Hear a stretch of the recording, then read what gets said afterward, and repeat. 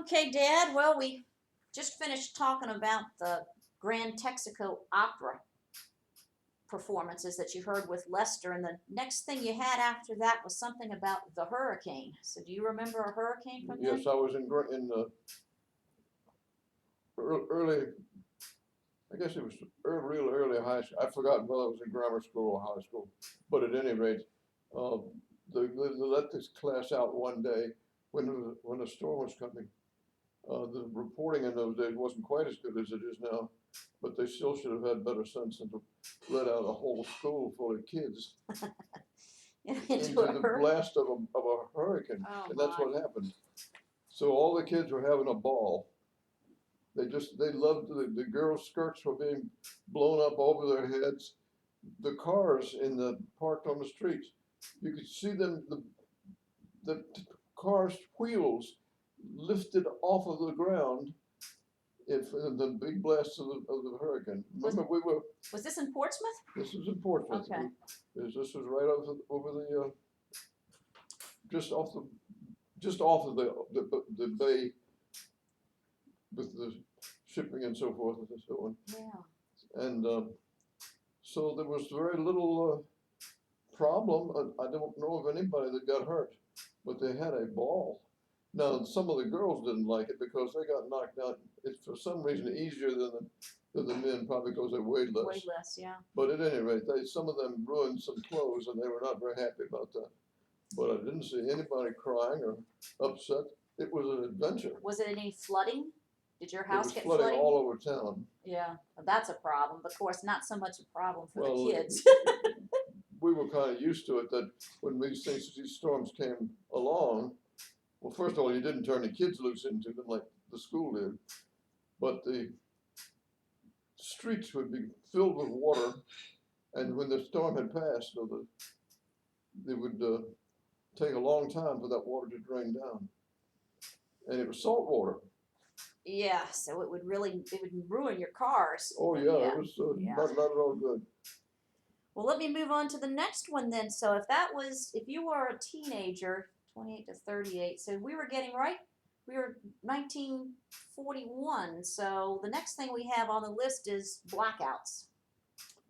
Yeah, well, of course, the other thing that could come first would be Pearl Harbor, because I do remember listening to somebody's radio describe it during the attack on Pearl Harbor.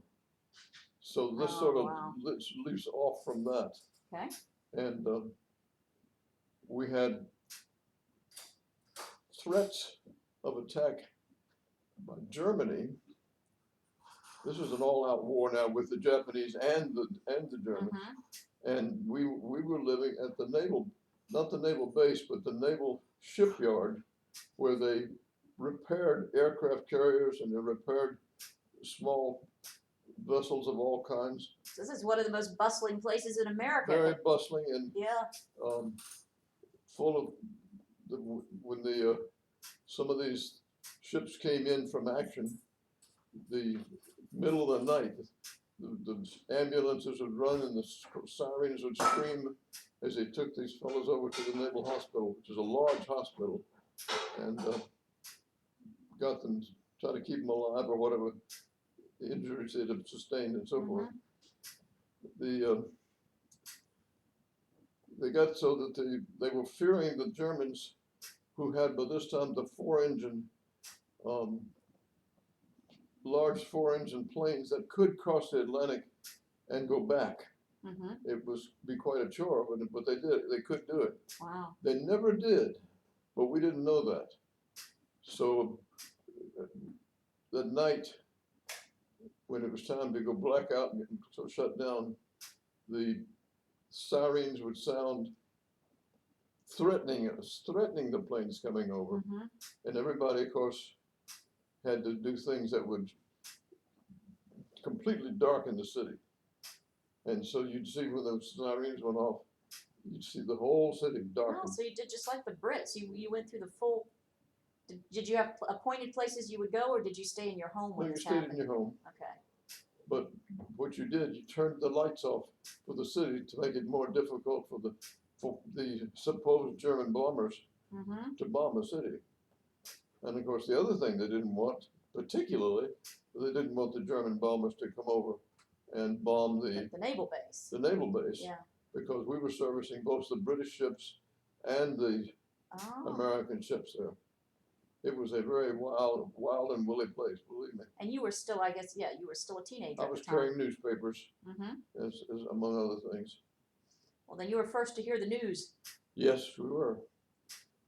Did you go down to the newspaper place and pick up the papers I before had you to go delivered? down to the newspaper place and pick them up, and then I would take those to wherever I could sell them, and I usually didn't take long to sell them, because this was an active time, and surprisingly, the main purchasers of these newspapers were enlisted men, usually sailors, not always sailors, who wanted to know what had happened in the war that they were fighting in. Did they ever give you any special bulletins to take out in addition to the newspapers, or did it pretty much all go out through the news at that time? Pretty much went out the whole way, but there were times when there was big news. Yeah, and so I guess and we had everybody to- was on the radio then, right? Yeah. Okay. Ah, that's very interesting. Let me see how this goes here.